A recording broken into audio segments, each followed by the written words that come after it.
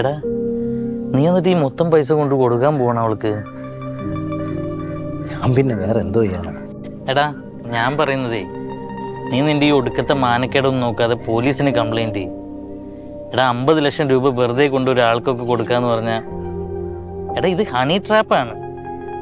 ഇതുപോലത്തെ ഒത്തിരി കേസസ് ഇവിടെ നടക്കുന്നുണ്ട്.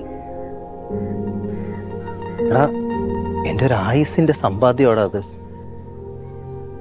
എൻ്റെ സങ്കടം അതല്ല, ആ ഭാര്യയുടെ സ്വർണം എടുത്ത് പണയം വെച്ചിട്ടാ ഞാൻ ഈ കാശ് അറേഞ്ച് ചെയ്തത്. എടാ ഈ ചെറിയ ചെറിയ സുഖത്തിനൊക്കെ വേണ്ടി നമ്മൾ നമ്മുടെ ഭാര്യയും പിള്ളേരെയൊക്കെ മറന്ന് കണ്ട പെൺപിള്ളേരുടെ ഒപ്പം പോകും. ആ സമയത്ത് ഭാര്യയ്ക്കില്ലാത്ത കുറ്റമൊന്നുമില്ല. പക്ഷേ ഒരാവശ്യം വരുമ്പോൾ നമ്മുടെ കൂടെ നിൽക്കാനും നമ്മുടേന്ന് പറയാനും ഇവരൊക്കെ തന്നെയുള്ളൂ. എനിക്ക് മനസ്സിലായടാ, എനിക്ക് നല്ല കുറ്റബോധമുണ്ട്. എനിക്ക് 50 ലക്ഷം രൂപ കടമുണ്ടെന്ന് പറഞ്ഞപ്പം ഭാവം അവളെ സ്വർണ്ണം എടുത്തുകൊണ്ട് വന്ന് എൻ്റെ തന്നു. ഏട്ടാ ആരെ മുന്നിലും തലവനിക്കല്ലെന്നും പറഞ്ഞുണ്ട്. ഞാൻ അവളെ സ്നേഹം അറിയാതെ പോയി.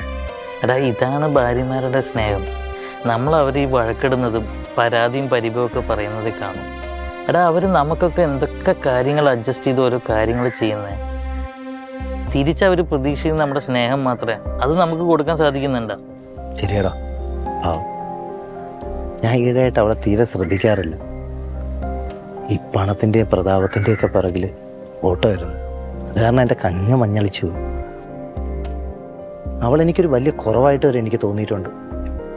ഒരു പക്ഷേ അതുകൊണ്ട് ദൈവമായിട്ട് തന്ന ശിക്ഷയായിരിക്കും ഇത്. എടാ നീ പറയുന്നത് കേട്ടിട്ടെ, ആ പത്മ എന്ന് പറയുന്ന അവൾ നിന്നെ ശരിക്കും കൊണ്ട് കുടുക്കിയതാ.